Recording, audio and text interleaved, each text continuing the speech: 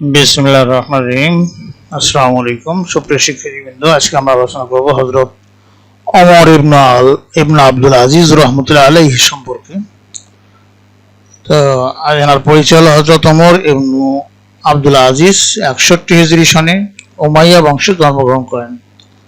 তার পিতার নাম আব্দুল আজিজ, মাতা হলেন দ্বিতীয় খলিফা হযরত ওমর রাদিয়াল্লাহু তাআলা আনহু এর পুত্রী উম্মু আসিম লায়লা। তিনি একজন উমাইয়া খলিফা ছিলেন। তাকে দ্বিতীয় ওমর ও ইসলামের পঞ্চম খলিফা বলা হয়। শৈশব ও শিক্ষা জীবন। শিশুকাল হতেই তিনি ছিলেন আল্লাহ ভীরু, জ্ঞান তাপস। শিশু বয়সে তিনি পিতার সাথে মিশর গমন করেন এবং সেখানেই প্রাথমিক শিক্ষা লাভ করেন।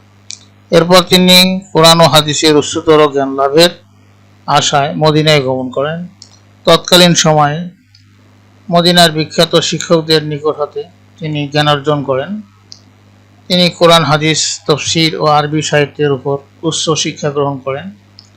তিনি উমাইয়া শাসক খলিফা আব্দুল মালিকের কন্যা ফাতিমার সাথে বিবাহ বন্ধনে আবদ্ধ হন। গভর্নর পদে নিয়োগ লাভ। খলিফা ওয়ালিদ ওমর ইবনে আব্দুল আজিজকে 87 হিজরি সনে মদিনার গভর্নর হিসেবে নিয়োগ দান করেন। তিনি অত্যন্ত সততা, নিষ্ঠা, আন্তরিকতা ও দায়িত্ববোধ সহকারে দায়িত্ব পালন করেন। সুষ্ঠু ও সুন্দরভাবে শাসন কার্য পরিচালনার জন্য তিনি মজলিসের শুরা গঠন করেন। এর সদস্য ছিলেন 10 জন মুত্তাকি, আল্লাহ ভীরু লোক। তিনি শাসন কার্যের প্রতিটি গুরুত্বপূর্ণ বিষয়ে মজলিসে শুরার মতামত গ্রহণ করতেন। শাসক হিসেবে তিনি ছিলেন ন্যায়পরায়ণ। ন্যায় বিচার নিশ্চিত করার লক্ষ্যে তিনি মূল্যবোধ সম্পন্ন বিচারক নিয়োগ করেন। গভর্নর থাকাকালে তিনি ন্যায় বিচার প্রতিষ্ঠা করেছিলেন। এ কারণে তৎকালীন প্রখ্যাত মনীষী সাইদ ইবনুল মুসায়্যাব তাকে মাহদি সুপদ প্রাপ্ত উপাধি দিয়েছিলেন। এরপরে হচ্ছে জনকল্যাণমূলক কাজ। গভর্নর নির্বাচিত হয়ে ওমর ইবনে আব্দুল আজিজ জনসাধারণের কল্যাণার্থে কাজ শুরু করেন। তিনি মসজিদে নববীর সংস্কার ও সৌন্দর্য বর্ধন করেন। তিনি অসংখ্য ঘরবাড়ি, প্রায় প্রণালী ও রাস্তাঘাট নির্মাণ করেন। পিপাসার্থ মানুষের জন্য তিনি অনেক কূপ খনন করেন। মসজিদে নববীর বাগানে একটি ঝর্ণা ও চৌবাচ্চা নির্মাণ করেন। সমগ্র এলাকায়, বিশেষ করে মক্কা, মদিনা ও তাইফের মাঝে চলাচলের জন্য সংযোগ সড়ক তৈরি করেন। শুধু জনকল্যাণমূলক কাজ নয়, তিনি জ্ঞানের প্রসার ঘটিয়েছেন। তিনি জ্ঞান পিপাসু ছিলেন। গভর্নর থাকাকালেও তিনি প্রশাসনিক দায়িত্ব পালনের পাশাপাশি কোরআন, হাদিস ও অন্যান্য কিতাবাদি অধ্যয়ন করতেন। এরপরে খলিফা পদে লাভ। হিজরি 99 সন মোতাবেক 717 খ্রিস্টাব্দে উমাইয়া খলিফা সুলাইমান ইবনু আব্দুল মালিক ইন্তিকাল করলে ওমর ইবনে আব্দুল আজিজ মুসলিম জাহানের খলিফা নিযুক্ত হন। খলিফা নিযুক্ত হয়ে তিনি পূর্ববর্তী খলিফাদের গৃহীত সকল অন্যায় নীতি বাতিল করে কোরআন ও সুন্নাহর আলোকে রাষ্ট্র পরিচালনা শুরু করেন। তিনি গণতান্ত্রিক উপায়ে খলিফা নির্বাচনে বিশ্বাসী ছিলেন। তাই তিনি উপস্থিত লোকদের বলেন যে, হে মানব মণ্ডলী, আমার অনিচ্ছা ও সাধারণ মানুষের মতামত ছাড়া আমাকে খলিফা মনোনীত করা হয়েছে। আমি আপনাদের বাধ্য করছি না।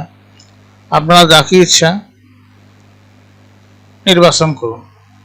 আর এই ভাষণের সঙ্গে সঙ্গে উপস্থিত জনতা বলল, আমরা আপনাকে খলিফা হিসেবে মেনে নিলাম। আমরা আপনার খেলাফতের উপর সন্তুষ্ট।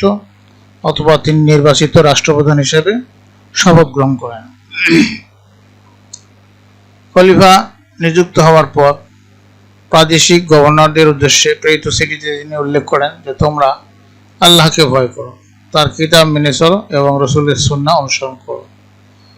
উমাইয়া বংশের লোকজন রাষ্ট্রীয় ক্ষমতার প্রভাবে রাষ্ট্র সাধারণের যে সকল সম্পদ দখল করে রেখেছিল, তিনি তা রাষ্ট্রীয় কোষাগারে এবং যথাযথ মালিকের কাছে ফেরত দেওয়ার ব্যবস্থা করেন। এমনকি তার স্বীয় স্ত্রীর সম্পত্তি, উপঢৌকন সামগ্রী, গহনাদি রাষ্ট্রীয় কোষাগারে বা বাইতুল মালে জমা দেন। রাষ্ট্রীয় সকল ক্ষেত্রে খেলাফায়ে রাশিদিনের আদর্শ বাস্তবায়ন করেন। বিশেষ করে হযরত ওমর রাদিয়াল্লাহু তাআলা আনহু এর শাসন নীতি অনুসরণ করেন। অনারব মুসলিমদের অধিকার প্রতিষ্ঠা করেন। তিনি সর্বজনীন মানবতাবোধে উদ্বুদ্ধ হয়ে নিরপেক্ষ শাসন নীতি প্রণয়ন করেন। রাষ্ট্রের সুখ শান্তি, সমৃদ্ধি ও নিরাপত্তা বিধানের জন্য পূর্ববর্তী উমাইয়া খলিফাদের সাম্রাজ্যবাদী ও স্বার্থান্বেষী নীতি সম্পূর্ণরূপে বর্জন করেন। রাষ্ট্রে ন্যায়পরায়ণতা, ধর্মপরায়ণতা, সাম্যের ধারণা, সকল জনগণের মৌলিক অধিকার প্রতিষ্ঠা করেন। এই কারণে উমাইয়া সাধু উমাইয়াদ সাইন্ট বলা হয়। হাদিস সংকলনে অবদান। ইসলামী জীবন ব্যবস্থার দ্বিতীয় উৎস হিসেবে হচ্ছে আল হাদিস। রাসূল সাল্লাল্লাহু আলাইহি ওয়াসাল্লামের হাদিসগুলো হারিয়ে যাওয়ার উপক্রম হলে হযরত ওমর ইবনে আব্দুল আজিজ খুব চিন্তিত হয়ে পড়েন। হাদিসগুলো সংরক্ষণ ও সংকলনের জন্য তিনি প্রাদেশিক গভর্নরদের নির্দেশ দেন। তিনি তাদের কাছে লেখেন যে তোমরা রাসূল সাল্লাল্লাহু আলাইহি ওয়াসাল্লামের হাদিসের প্রতি দৃষ্টি দাও এবং তা সংগ্রহ সংকলন করো। তারই প্রচেষ্টায় মুসলিম বিশ্বে হাদিস সংকলিত হয়। এরই ধারাবাহিকতায় বুখারী, মুসলিম, আবু দাউদ, তিরমিজি, ইবনে মাজাহ সহ অন্যান্য হাদিস গ্রন্থ সংকলিত হয়। ফলে হাদিস হারিয়ে যাওয়া ও বিকৃত হওয়া থেকে রক্ষা পায়। এরপরে প্রশিক্ষণ ও শিক্ষা প্রচারের ব্যবস্থা। ওমর ইবনে আব্দুল আজিজ বিশ্বাস করতেন যে শিক্ষাই জাতির মেরুদণ্ড। তিনি গভর্নরদের নিকট প্রেরিত পত্রে শিক্ষা ও প্রশিক্ষণের ব্যাপারে বারবার তাগিদ দিতেন। শিক্ষা প্রসারের লক্ষ্যে তিনি অনেক প্রশিক্ষক নিয়োগ করেন।